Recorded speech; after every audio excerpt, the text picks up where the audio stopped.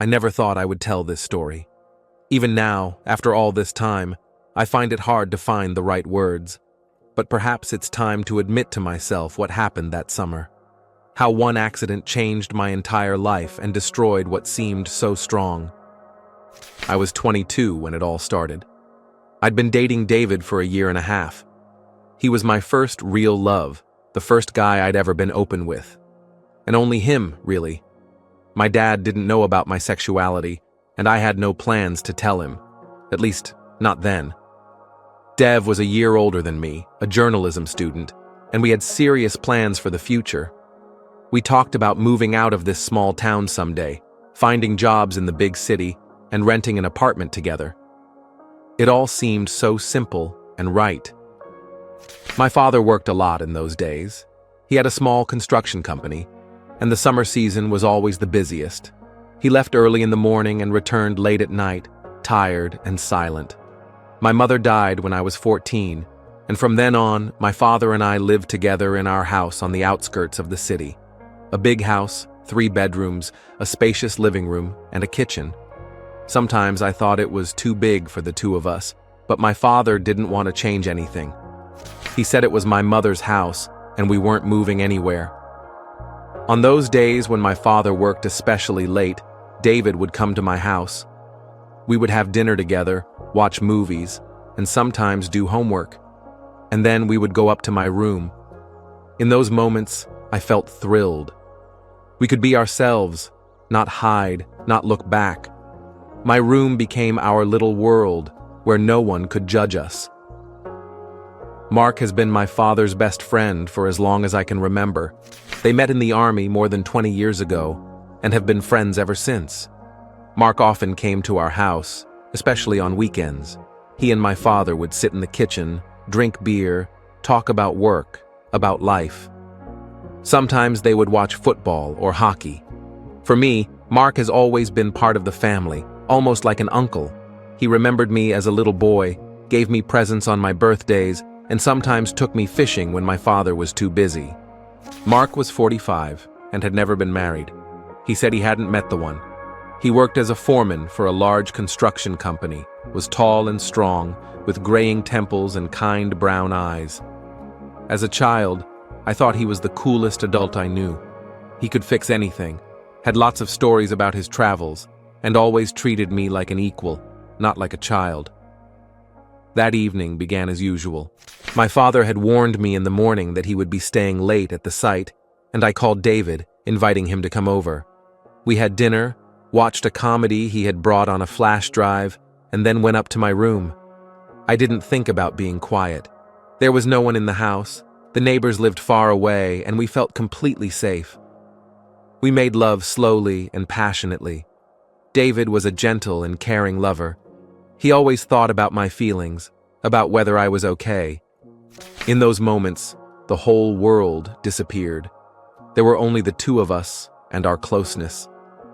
I remember how I moaned softly, how I whispered his name, how he kissed my neck. The bed creaked under us, but it seemed to me that these sounds could not go beyond the confines of my room. I don't know when my father arrived at the house. I don't know when Mark came with him. It turned out later that they had finished work earlier than planned, and my father had called Mark to dinner. They quietly entered the house, and my father went into the kitchen to heat up the food, while Mark stayed in the living room. That's where he heard sounds coming from upstairs. I still remember the moment I heard footsteps on the stairs. At first, I thought I was imagining it, but the footsteps grew louder and clearer. David heard them too, and we froze, listening. My heart was beating so loudly that it seemed to be heard throughout the house. We quickly separated. David grabbed his clothes, and I threw on the first t-shirt I could find. The door to my room was slightly open, and a shadow appeared in the crack. Then there was a soft knock, and Mark's voice, cautious and embarrassed, asked if I was okay. I said yes, I was fine, but my voice was treacherous. Mark was silent for a few seconds, and then told me that my father was downstairs in the kitchen, and that I had better go down and have dinner with them. David hid in the bathroom while I quickly dressed. My hands were shaking so badly I could barely button my jeans. My head was a mess, and I couldn't figure out exactly how much Mark had heard or what he had understood. Maybe he thought I was watching a movie or playing a computer game. Perhaps he was imagining things. When I walked down to the kitchen, my father was standing at the stove, heating up soup. He looked tired, as he always did after a long day at work, and he didn't even glance my way when he said hello. Mark was sitting at the table, and when our eyes met, I saw something new there. Not judgment, not anger, but an understanding that hadn't been there before. He knew. I could feel it in my bones. Dinner was an everyday affair. Father and Mark talked about work, about plans for the next week, about the need to finish one project before the end of the month. I ate my soup in silence and tried not to look at Mark, but I could feel his eyes on me. From time to time, he asked me the usual questions. How are things at university? What are my plans for the weekend? Do I need help with anything around the house? But there was something different in his voice, more attentive and careful. After dinner, Mark helped his father with the dishes and then said he had to go home. My father walked him to the car, and I stayed in the kitchen, pretending to clear the table. Through the window, I saw them standing near Mark's car, talking about something. My father seemed relaxed, even smiling at something Mark was saying. That calmed me down a little, so Mark hadn't said anything. When my father returned to the house, I was already going up to my room. David was not in the bathroom. He had gone out the back door while we were having dinner. We had agreed on this with signs when I went down to the kitchen. I lay down on the bed and stared at the ceiling for a long time, trying to understand what was happening and what would happen next. Sleep did not come, and I kept going over the scenarios in my head until the morning.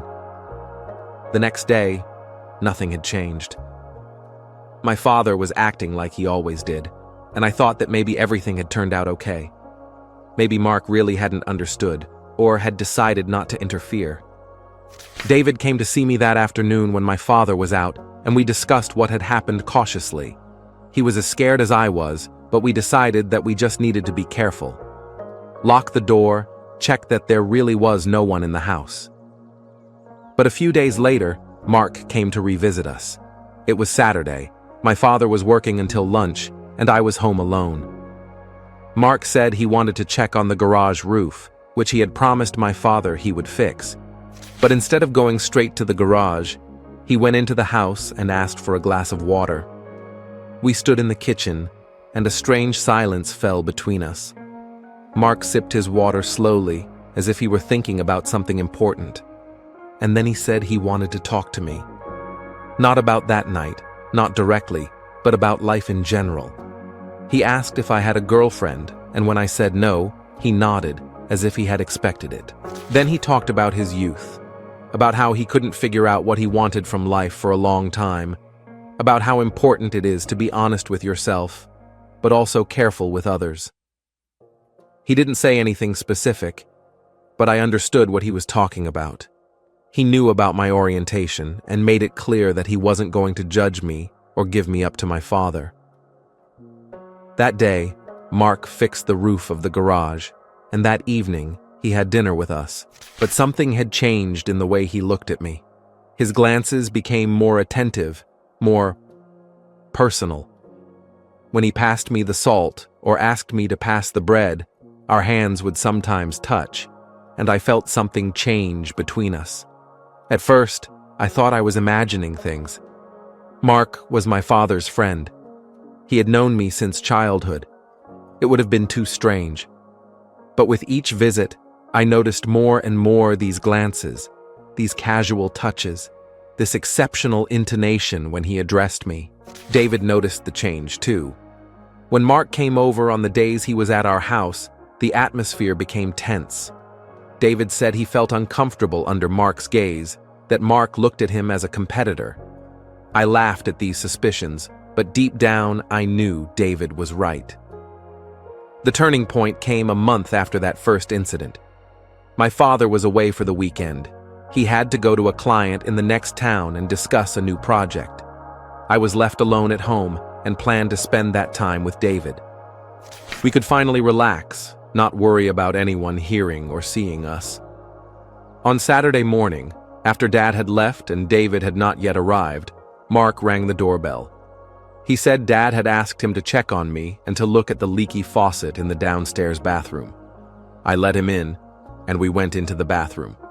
Mark did indeed start working on the crane, but he worked slowly, constantly distracted by conversations. He asked about my plans for the future, about my studies, and about whether I was happy with my life, and then suddenly wondered if I was happy in my relationship. The question was so direct and unexpected that I was taken aback. I didn't know what to say. On the one hand, I was happy with David. We loved each other. We had standard plans and shared interests. But on the other hand, all those months of secret meetings, the constant fear of being discovered, the impossibility of being open, all this weighed on me. And Mark seemed to understand this without words. He finished with the faucet and stood up, drying his hands on a towel. We were standing very close together in the cramped bathroom, and I could smell him, a mixture of cologne, sweat, and something else that was very masculine and attractive. Mark looked me in the eye and said that sometimes what feels right might not be right. Sometimes it's worth trying something new, even if it feels wrong. I don't remember who made the first move. Maybe it was him, perhaps it was me. But suddenly we were kissing, passionately and desperately, as if we had both been holding back for a long time and had finally broken free. His lips were warm and demanding, his hands strong and confident. I felt small next to him, but at the same time, protected and desired. We moved into my room, and what happened next was completely different from what I was used to with David. Mark was more experienced and more confident. He knew what he wanted, and he wasn't shy about it. He was rougher, but he was also attentive to my reactions. I felt different with him, not as an equal partner, but as someone who was desired, protected, and at the same time dominated. Afterwards, we lay next to each other, and Mark stroked my hair. He said that he had been thinking about this for a long time, that he had tried to fight these feelings, but he couldn't. That he knew it was wrong, because of the age difference, and because of his father, and because I had a boyfriend. But that he couldn't help himself. I didn't know what to say. Everything inside me was turning over. I felt guilty towards David, but at the same time I couldn't deny that what had happened to Mark had been incredibly intense and exciting. It was something entirely new for me, and I didn't know how to live with it. Mark left an hour before David was due to arrive. Before he left, he kissed me again and said he understood if this was the only time, that he wouldn't pressure me to continue. But if I wanted to do it again, he was always ready. When David arrived, I was acting strangely. I tried to be normal, but I was constantly thinking about what had happened. David noticed my condition and asked if everything was okay. I said I was just tired, but he didn't believe me. There was some tension between us all evening, and when we made love, I couldn't fully concentrate on him. For the next few days, I lived in a fog. I thought constantly about Mark, about what had happened between us, and what it meant. I loved David, that was true, but what I felt for Mark was something else, something more complicated and frightening. Mark didn't come for a whole week, and I didn't know whether to be happy or upset. On the one hand, his absence gave me time to think and try to sort out my feelings. On the other hand, I was constantly waiting for him to appear and listening to every sound of the car outside the window. When he finally came, it was Wednesday evening. My father was working late, and I was doing my homework in my room. Mark rang the doorbell and said he had brought my father some papers for a new project. But when I told him my father wasn't home, he didn't leave. He asked if he could wait and went into the house. We sat in the kitchen drinking tea and talking about insignificant things. But the tension between us could have been cut with a knife. Our eyes constantly met, and I felt the blood rush to my face. Mark looked calmer than I, but I saw how he clenched his hands, how his breathing became slightly faster. When it became clear that my father would be staying a long time, Mark rose from the table and came over to me. He put his hand on my shoulder and quietly asked if I had thought about what had happened between us. I nodded, not trusting my voice. Then he leaned over and kissed me, softly and carefully, as if allowing me to pull away. I didn't pull away. Instead, I reached out to him, and we found ourselves back in my room. This time it was different, slower, more gentle, but no less passionate. Mark whispered in my ear how beautiful I was, how long he'd wanted this. His words made me feel special, desired in a way I'd never experienced with David. Afterwards, we lay in an embrace, and Mark told me about his life, about how lonely he was in his empty apartment, how he envied his father, who had a son, about how he always dreamed of a family but never met the one with whom he wanted to start one. And now he understood why. Because he had always been attracted to men, but he was afraid to admit it even to himself. I listened to him and realized that there was something serious between us. This wasn't just physical intimacy or an experiment.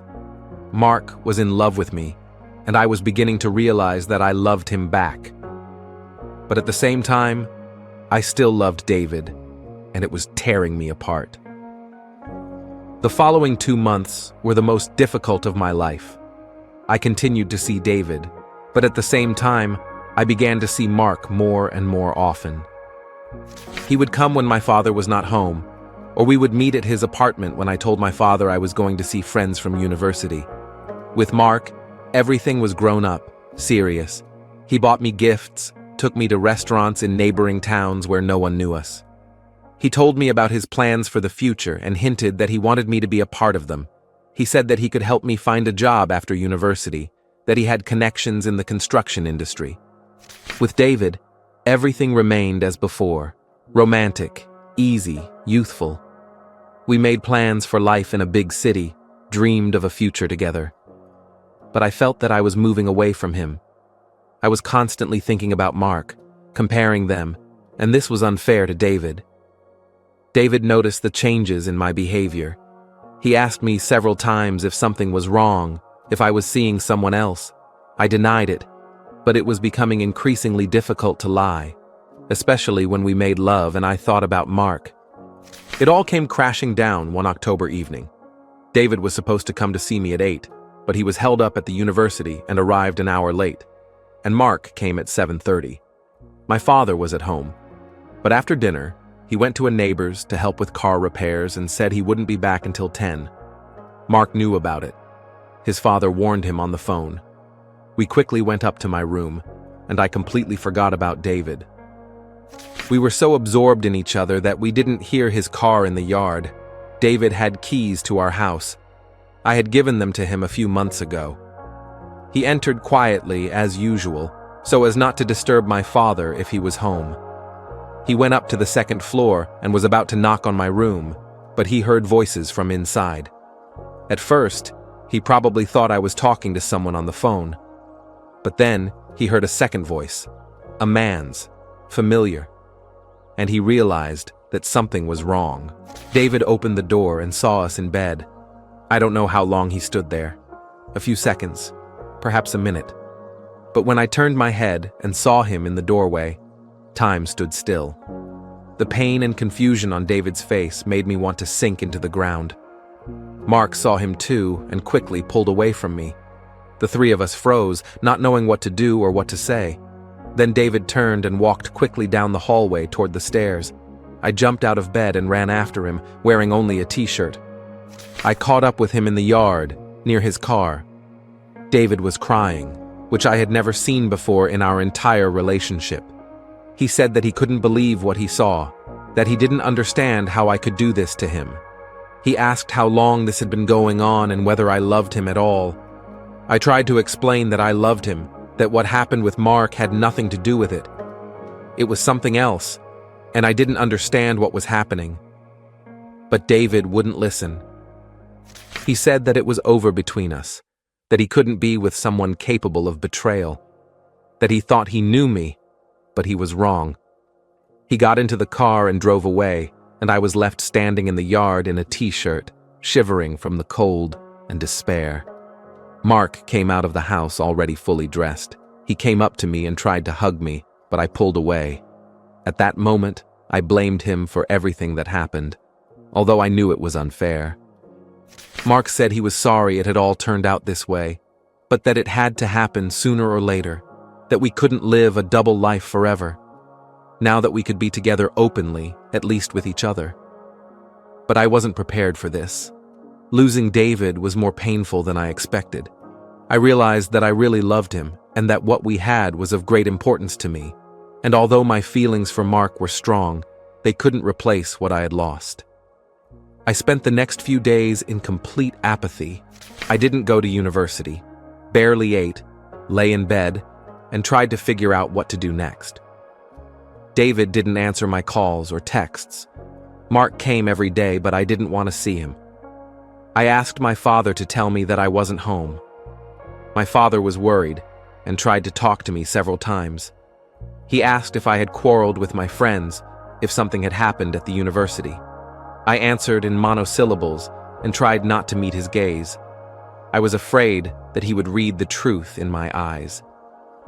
A week later, I decided to try to explain myself to David in person. I went to his house, but his mother said he didn't want to see me. So I went to the university and waited for him after class. When he came out of the classroom and saw me, his face showed such pain that I felt physically ill. We talked for about 15 minutes outside the main building. David was cold and distant, not at all like the guy I knew and loved. He said he wasn't ready to forgive me and didn't know if he ever would be, that he needed time to process everything that had happened between us and whether it had even been real. His words hurt more than any reproaches. He was questioning the sincerity of our year-and-a-half relationship, and I couldn't blame him for that. After all, if I could cheat on him with Mark, then maybe I never really loved him? That thought haunted me constantly. Before David left, he said one more thing that finally finished me off. He said that he now understood why I had never been ready to tell my father about our relationship. Maybe I was just ashamed of him, and that was why I so easily found a replacement in Mark, a grown, successful man who did not need to be hidden from the family. It wasn't fair, but I couldn't argue with that, because somewhere deep down I knew there was some truth to his words. Not that I was ashamed of David, but that with Mark, everything seemed more straightforward. He was part of our family, and my father loved and respected him. And I didn't have to come up with complicated schemes to spend time with him. After my conversation with David, I came home devastated. Mark was waiting for me on the porch, and for the first time in a week, I didn't ask him to leave. We went up to my room, and I told him about my conversation with David. Mark listened in silence, and then he hugged me and told me everything would be okay. As time passed, I eventually realized that we were meant for each other. We didn't make love that night. We just lay next to each other, and Mark stroked my hair while I cried. He was amazingly patient and gentle, not trying to rush things or convince me of anything. He was just there when I was feeling bad. Slowly, I began to accept the new reality. David was no longer a part of my life, and that had to be dealt with. And Mark was here. He loved me, and he wanted to be with me. Maybe this was what was meant to be? We began to see each other more often. Mark came over almost every day when my father was out. Sometimes we went to his place and I started to get used to his apartment. Spacious, tastefully furnished, very grown up compared to my room.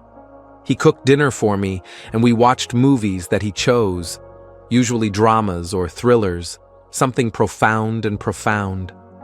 With Mark, I felt different than with David. More protected, but also more dependent. He was older, more experienced, and he had money and connections. He could solve any of my problems and give advice on any issue. Sometimes it was nice, but sometimes it made me feel like a child. Mark never said it directly, but I knew he was jealous of my past with David. Whenever I casually mentioned something from my memories with David, Mark's face changed. He became colder, more silent. And then, when we made love, he was especially passionate and demanding, as if he were trying to erase all traces of another man from me. I tried not to think about David, but it was hard. Sometimes when Mark and I were watching a movie that Dev and I had once seen together, or when a song we both loved came on, my heart would ache. Mark noticed these moments, and each time he became even more attentive and caring, as if he were trying to compensate for my sadness. A month after my breakup with David, the thing I feared most happened. My father began to suspect something. At first, it was little things. He began to notice that Mark was coming to see us more often than before. He asked why he had come in his absence, what he wanted. I answered that Mark was checking on some work around the house or just dropping by to see how things were going. But my father didn't seem very convinced. Then he noticed that I was leaving the house less often. Before, I frequently told him that I was going to see friends or to the cinema with classmates. Now I was almost always at home, and this made him wary. He asked about my friends several times and wondered if I had quarreled with anyone. And one morning, he asked me straight out about David. He said he hadn't seen him for a long time and wanted to know if everything was okay. I told him we just didn't see each other as much because of school, but my father looked at me as if he didn't believe a word of it. That same evening, when Mark came, I noticed that my father was watching us. Before, he would just say hello to Mark and go about his business. Now, he would linger in the kitchen, try to join in our conversation, and listen carefully to what we were saying. Mark felt the change too. After dinner, when we were alone in the kitchen, he said that his father was acting strangely, that he was looking at him suspiciously and asking too many questions. We decided to be even more careful, to meet less often, and only when he was definitely not home. But it was too late. My father clearly suspected something, and every day his suspicions only grew stronger. He began coming home at unexpected times, as if trying to catch us off guard. He called me several times during the day and asked where I was and what I was doing. The denouement came at the end of November. My father said he was leaving for a site in a neighboring town and would not return until late in the evening. Mark decided that this was a good opportunity to spend the whole day together, and came to me right after lunch. We spent a few hours in my room and then went down to the kitchen for dinner. Mark was making pasta according to his recipe, and we were completely relaxed, thinking that my father would not be back until 10 o'clock. But at 8 o'clock, we heard the sound of a car in the yard. Mark looked out the window and confirmed my worst fears. It was his father's car. We panicked. Mark quickly turned off the stove and ran upstairs to collect his things, and I remained in the kitchen, trying to come up with an explanation for his presence. My father walked into the house and immediately smelled cooking. He asked me what I was cooking, and when he saw a pot of pasta for two on the stove, his face changed. He looked up at the ceiling, where the sounds of footsteps were coming from, and asked who was home. I said that Mark had come, that he wanted to check something in my room, and had stayed for dinner. My father nodded silently, but I could see that he didn't believe me. He went upstairs, and a minute later I heard their muffled voices. They talked for about 10 minutes. I couldn't make out the words, but I could tell from the tone that the conversation was serious. Then Mark came downstairs, said goodbye to me as usual, and left. But in his eyes, I saw something new, fear and confusion. My father came down a few minutes after Mark left. He sat down at the table opposite me and was silent for a long time, studying my face. Then he said that Mark would no longer come to our house, that they had had a serious conversation and decided to stop communicating. I asked why, but my father didn't explain. He just said that sometimes friendships reach a dead end, and it's better to stop before something bad happens. That he didn't want to discuss the details, but the decision was final. I realized that my father knew or guessed about my relationship with Mark. Not in all the details, but enough to put an end to it. And the worst thing is that he was not going to sort things out with me. He simply cut Mark off from our family and hoped that everything would end there. That night, I didn't sleep. I lay in bed and thought about what had happened and what would happen next. Mark hadn't called or written, and I didn't know what my father had said to him or how he had said it. I was afraid that our relationship had ended as suddenly as it had begun. The next day, Mark didn't come, and the day after that, too.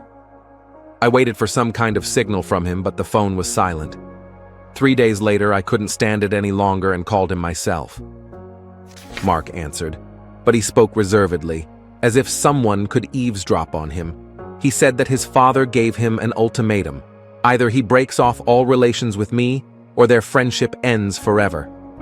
For him, friendship with his father is, they have known each other for more than 20 years, that he cannot lose it because of what is happening between us. I tried to convince him that we could meet secretly, that my father wouldn't find out. But Mark said that he couldn't live like that anymore, that he was tired of the constant fear and tension. That may have been a mistake from the start. These words hurt me more than the breakup with David, because with David, everything was clear. I cheated. He didn't forgive. We broke up. But here, Mark simply chose friendship with his father over a relationship with me. And I couldn't blame him, but I couldn't forgive him either. The next few weeks were a nightmare. I lost both David and Mark and found myself completely isolated. At university, I tried to keep to myself, afraid that my classmates would start asking questions about my condition. At home, my father was his usual self, but there was a wall of silence between us. He never mentioned Mark again, as if he didn't exist. Whenever the football game they used to watch together came on TV, my father would change the channel. Whenever a neighbor asked about Mark, my father would simply say that they no longer spoke. I understood that my father suffered from the loss of a friend no less than I did from the loss of a lover. But we could not talk about it. There were too many taboo topics between us. A month passed, then another. I tried to live an everyday life, went to university, did my homework, and sometimes met with my classmates. But everything seemed empty and meaningless. I constantly thought about Mark and David, compared them, and regretted my mistakes. I saw David at the university almost every day, but we didn't talk. He had found new friends, and I think he even started dating someone. Sometimes our eyes met in the hallway or in the cafeteria, and I saw in his eyes not pain, but indifference. That was even worse. In early February, something happened that I didn't expect at all. Mark wrote me a message. Short, just a few words. "Can we meet? I need to talk to you." I answered right away, and we agreed to meet at a cafe on the other side of town, away from places where we might be recognized. I arrived there half an hour before the appointed time. I waited nervously, sipping coffee and running through possible conversation scenarios in my head. When Mark entered the cafe, I immediately noticed that he had changed. He looked older, more tired. There were dark circles under his eyes, and there was a hesitation in his movements that had not been there before. We greeted each other timidly, and Mark ordered coffee. We were silent for a few minutes, studying each other. Then he said that he missed me. These months without communication had been a real trial for him. That he had tried to forget me, but he couldn't. I replied that I missed him too. I thought about him every day and didn't understand how we had gotten to this point. Mark told me more about that conversation with his father. It turned out that his father had asked him directly if there was anything more between us than friendship. And Mark couldn't lie. My father didn't make a scene, didn't yell. He just said that he couldn't accept such a relationship and that it would be better for Mark to stay away from our family. That he wasn't going to tell anyone anything, but the friendship between them was over. Mark said that the loss of this friendship was more challenging for him than he expected. That his father was almost a brother to him, and now he feels lonely. But he realized that he cannot live without me.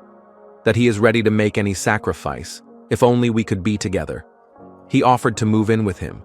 He said that I could finish university and find a job, that he would help me get back on my feet, that we could start a new life where no one would know our history. The offer was tempting, but I wasn't ready for such a step. Moving in with Mark meant breaking up with my father once and for all, and I wasn't sure I could do that. Besides, inside me, there was still hope that I would be able to make peace with David someday. We agreed to meet occasionally, secretly from everyone. Not often, so as not to risk it, but enough to keep in touch. Mark rented a small apartment on the outskirts of the city, where we could come and where no one knew us. These meetings became an outlet for me. With Mark, I could be myself, without pretending that everything was fine. We spent several hours together, made love, and talked about the future. Mark was still a tender and passionate lover, but now there was a certain desperation in his behavior. He constantly talked about how much he loved me, how he couldn't live without me. He gave me expensive gifts that I couldn't bring home. He planned our trips that we would take when I was ready to live openly with him, but I felt I wasn't ready for that level of seriousness. I was only 23, and the prospect of committing to a man more than 20 years older than me was terrifying. I loved Mark, but it was a complicated, confusing, contradictory love.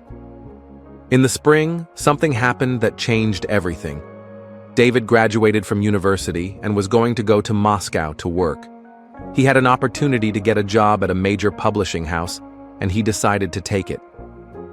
Having learned about this, I realized that I would soon lose my last chance to make peace with him, and I decided to take a desperate step. I came to his house the day before his departure. David opened the door and looked at me in surprise. He was packing his things, and the apartment was full of boxes. We talked for about an hour, and it was the most honest conversation I've ever had in my life. I told him everything, about how it all started with Mark, about my feelings, about how I suffered after our breakup.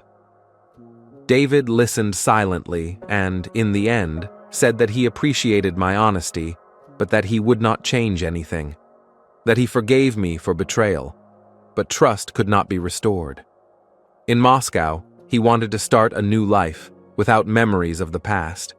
But before he left, he said one more thing that made me think. He said that I had to be honest with myself and figure out what I really wanted. That if I really loved Mark, I should be open with him and not hide, and if not, I should let him go and give him a chance to find someone else. After David left, I thought about his words for a long time, and I realized that he was right. I really had to make a choice. Either fully commit to the relationship with Mark, or end it and try to start over. I met with Mark and told him about my doubts.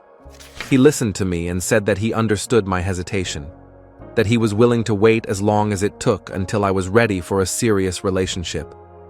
But he hoped that day would come. His patience and understanding touched me.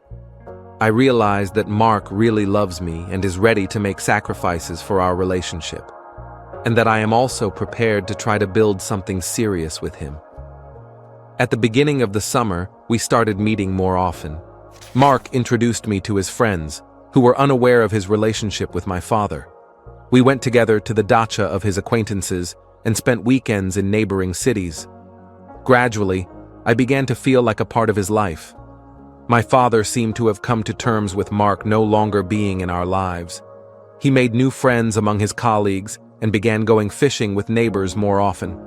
Sometimes I caught him looking sadly at pictures of him and Mark together, but he never expressed regrets out loud.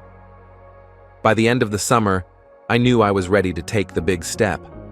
Mark asked me again to move in with him after I graduated, and this time I agreed. We started making plans for the future, where we would live, where I would work, how we would spend our time. But fate had its own plans. At the end of August, my father was hospitalized with a heart attack. Nothing serious. The doctors said it was an alarm bell, but not critical. But this incident made me reconsider my priorities. I realized that I couldn't leave my father alone, that he needed me more than I thought, and that moving in with Mark would be a betrayal of the only family I had left. Mark was understanding of my decision, but I could see that he was disappointed. We continued to meet secretly, But something had changed between us. Mark became more insistent in his plans for the future, more demanding of my time and attention. In the fall, we had our first serious conflict. Mark reproached me for not being ready to make sacrifices for our relationship, for always putting something or someone above him. First, it was David, now the father, that he was tired of waiting and wanted certainty. I tried to explain my position, but Mark wasn't listening. He was excited and talking about how he had spent the best years of his life with me, how he had given up other opportunities for personal happiness, hoping for our future. We had a fight and didn't talk for almost a month. I thought it was over and tried to accept it. But in November, Mark called and apologized. He said he didn't want to hurt me. He was just tired of the uncertainty. We made up, but our relationship was no longer the same.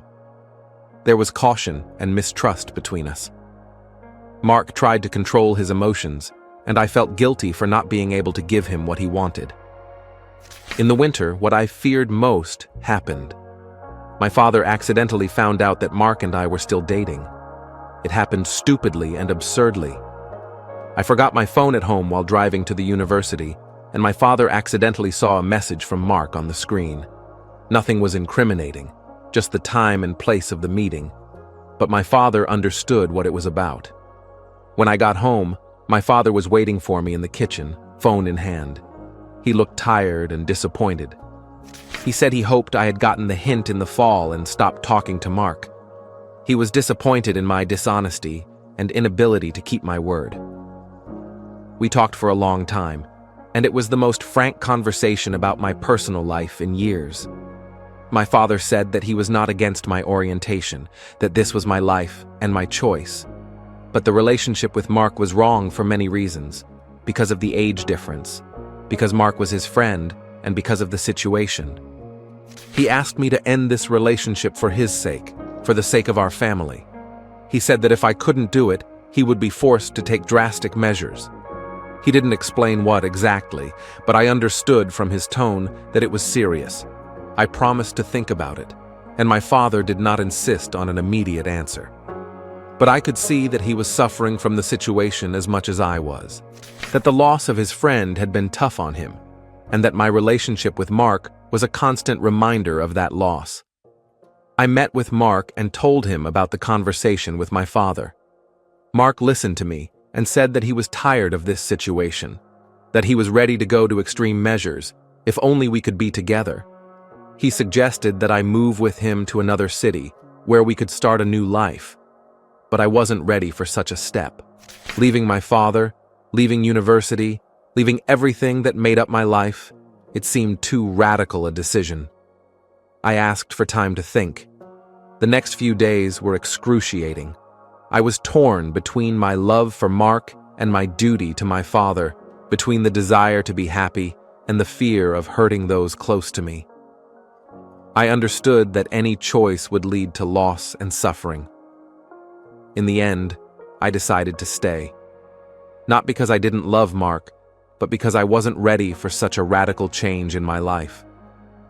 Maybe it was cowardice, maybe wisdom. I still don't know. When I told Mark about my decision, he took it calmly.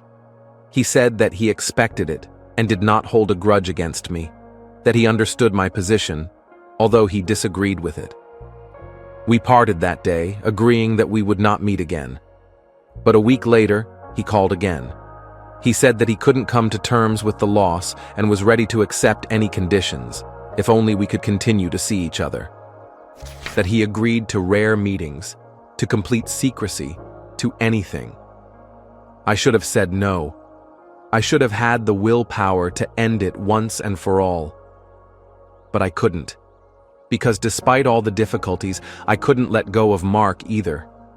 He had become a part of me, a part of my soul, and life without him seemed empty and meaningless. We agreed to meet no more than once a month. Mark rented a small apartment on the other side of town where we could spend time without fear of being recognized. It was like a double life. At home, I was the obedient son who forgot about my forbidden relationship. Once a month, I turned into a lover ready to do anything for a few hours of intimacy. These meetings were both bliss and torment. Bliss, because we could be together, love each other without regard for time and circumstances. Torment, because each separation was like a small death, and I knew that an eternity would pass before the next meeting. Mark had changed over the months. He had become more silent, withdrawn. When we met, he was as tender and passionate as before, but I sensed a certain doom in him, as if he knew our relationship was going nowhere, but he couldn't give it up. Sometimes he spoke of the future, but not as confidently as before. Plans for our travels together sounded more like dreams than real intentions. He mentioned the possibility of my moving in with him less and less, as if he knew it would never happen. My father acted as if nothing had changed. He didn't ask about Mark, didn't inquire about my weekend plans, and didn't check my phone. But I felt like he was watching me. I noticed my absences, my mood after them, and the strange calls I received and quickly hung up on. In the spring, an event occurred that almost destroyed our conspiracy. Mark fell ill and was hospitalized with pneumonia. It was serious. The doctors talked about possible complications, and I couldn't visit him. Officially, I had no connection to Mark. I was neither a relative, nor a close friend, nor a colleague. The hospital did not allow casual visitors, and it was impossible to explain to the nurses who I was. For 3 weeks, I lived in hell, not knowing how Mark was doing, whether he was getting better. Calling the hospital was dangerous. They could ask who I was. Trying to get into the department also risked being noticed by the wrong people. I finally learned of his recovery by chance. I overheard my father talking on the phone to a mutual friend that Mark had been discharged from the hospital and was feeling better. At that moment, I realized how much Mark had suffered during those 3 weeks and how much he meant to me. When we met after his recovery, Mark looked thin and haggard. The hospital had changed him not only physically, but also mentally. He talked about how lonely he had felt in those days, how he wanted to see me but couldn't. How he realized that if he died, I wouldn't even be able to come to his funeral. This thought tormented me no less than he did. I imagined how I would learn of his death, how I would not be able to grieve openly, how I would be forced to hide my grief from everyone, including my father. It seemed unbearable. We started meeting more often despite the agreement. The risk was significant, but the desire to be close outweighed caution. Mark bought a new phone specifically to contact me so that my father would not accidentally see his number in my phone. In the summer, what we both feared most happened. We almost got caught. We met in the small apartment that Mark rented. It was Saturday, and I told my father that I was going to study with my classmates for the exam session. Mark arrived before me and was waiting in the apartment. We spent several hours together, and I was about to leave when I heard the doorbell. We froze, not knowing what to do. Mark looked through the peephole and turned pale. The owner of the apartment was standing behind the door with some people. She was showing the apartment to potential tenants, having forgotten to warn Mark about her visit. We had a few seconds to come up with a plan. Mark quickly opened the bedroom window. We were on the first floor. I climbed out the window into the front garden, and Mark stayed to open the door for the landlady. He said he was taking a shower and didn't hear the doorbell right away. I made my way home by a circuitous route, covered in mud and scratches from the bushes. I told my father that I had fallen off my bike on the way home from my friend's house.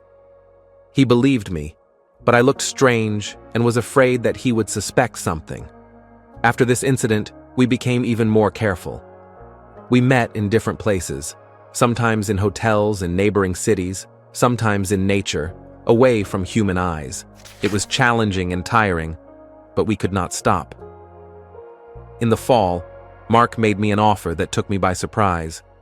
He said he had received a job offer in Yekaterinburg, a good position, high salary, and the opportunity to start a new life, and he invited me to go with him.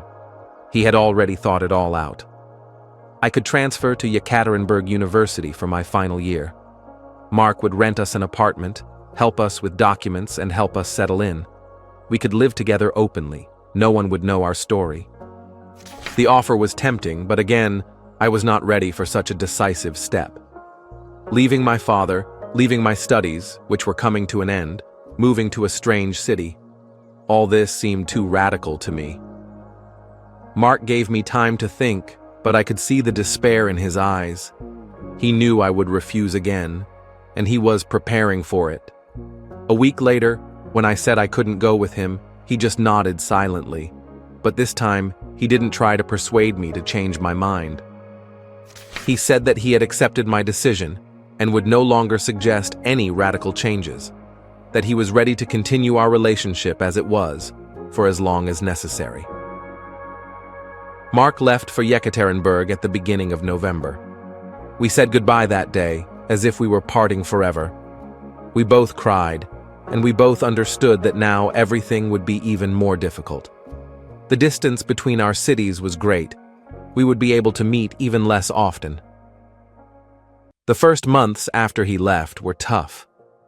We called each other every day, wrote long messages, and made plans to meet. Mark came to our city a few times for work, and we met in hotels. But it wasn't the same as before. Distance changed our relationship. We began to talk more about everyday things and less about feelings. Mark spoke about his new job, new colleagues, and new city. I shared events from the university and news about my father. Gradually, our conversations became shorter, our meetings less frequent. Mark no longer pressed me with plans for a future together, but I felt that he was drifting away. Maybe he met someone in a new city, or perhaps he was just tired of waiting. In winter, he came for a week on business, and we met in a cafe where we had first met after a long separation. Mark looked good, rested, self-confident.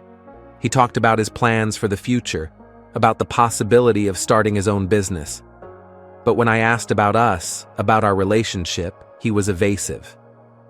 He said he didn't know what would happen next, that we had both changed in these months, and we should think about what we really wanted from life. I realized he was getting ready to let me go. And even though it should have made my life easier, simpler, I felt panic. The thought of Mark disappearing from my life forever was unbearable. That night, we made love with extraordinary passion and desperation. We both knew it could be the last time, and we tried to remember every touch, every kiss. In the morning, Mark left without saying when we would see each other again. He didn't call or write for several months. I tried to contact him myself, but he rarely answered and was reserved. He talked about work, about his plans for the weekend, but not about his feelings. It was clear that he was trying to forget me. I graduated from university in the spring and started working for a local construction company. My father was happy that I stayed in my hometown and began making plans to expand the family business. Life returned to normal, but I felt empty inside. Something unexpected happened in the summer. Mark called me late at night, drunk and confused. He said he couldn't forget me, that he'd tried dating other people but it wasn't working, that I'd ruined him for everyone else, and he didn't know how to live with it. We talked until the morning. Mark told me that he had met a man his age, a successful businessman, who was introduced to him by friends. Everything was right, logical, appropriate, but he felt nothing but emptiness. He constantly compared him to me and understood that he could not love anyone. I confessed that I couldn't forget him either. I tried to meet with classmates, but everything seemed bland and uninteresting after what had happened between us. That I thought about him every day and missed him so much that sometimes it was hard to breathe. We decided to meet. Mark came to our city for the weekend, and we spent 2 days in a small hotel outside the city. It was like coming home after a long and arduous journey. We were together again, and nothing else mattered. But we both knew that nothing had changed. The obstacles were the same, and the problems were still there. Mark was still living in another city, and I was still not ready for radical changes.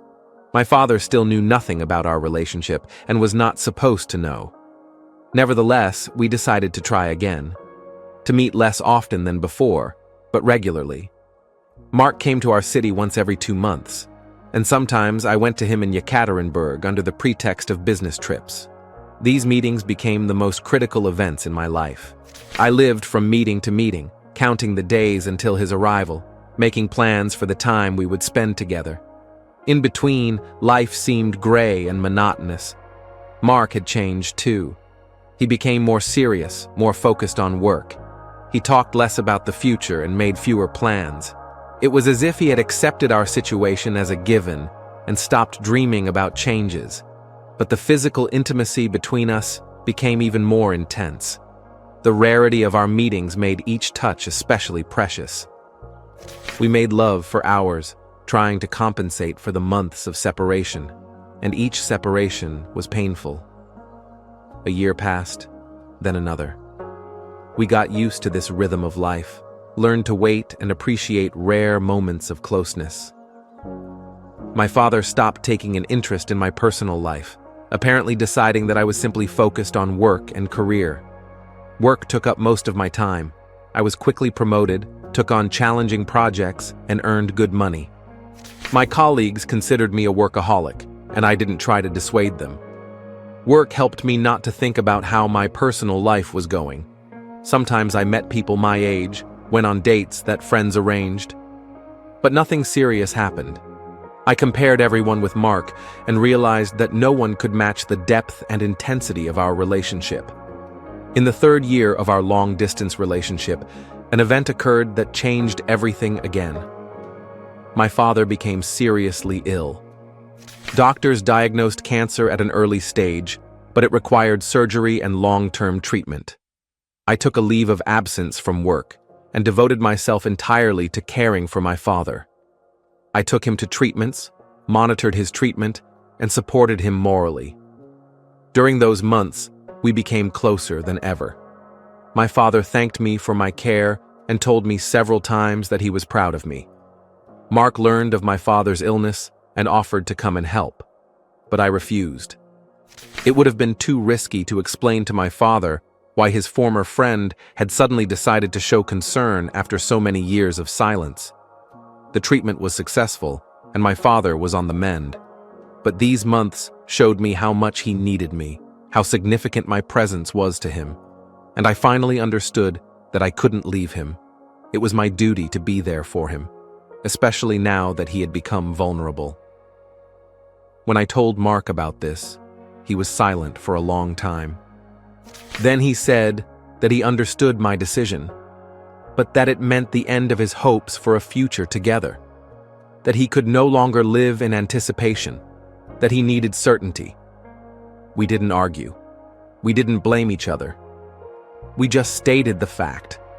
Our lives were going in different directions, and we couldn't connect them.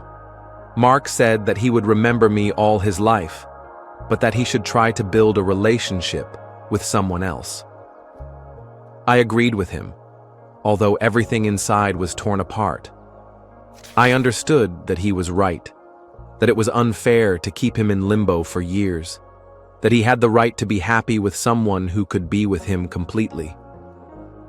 We agreed that this would be our last meeting. We spent the night together in the same hotel where we had met before. We made love slowly and tenderly, knowing that this was the end. In the morning, we said goodbye at the train station, and Mark left for Yekaterinburg. The next few months were the hardest of my life. I knew I had made the right choice, but that didn't make it any easier. Losing Mark felt like a physical pain that lasted for weeks. My father noticed my condition and asked me several times if I was okay. I answered that I was simply tired after his illness, that I needed time to recover. He did not insist, but I saw the worry in his eyes. It took 6 months for the pain to subside.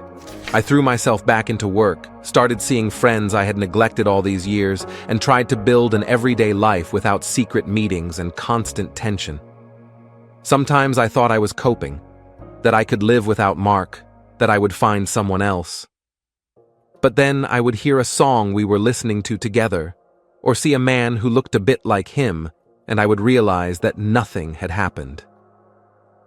A year after our final breakup, Mark called me. His voice was strange, somehow lost. He said that he was getting married to a woman he had met 6 months earlier, that she was good, kind, loved him, and he thought he could make her happy.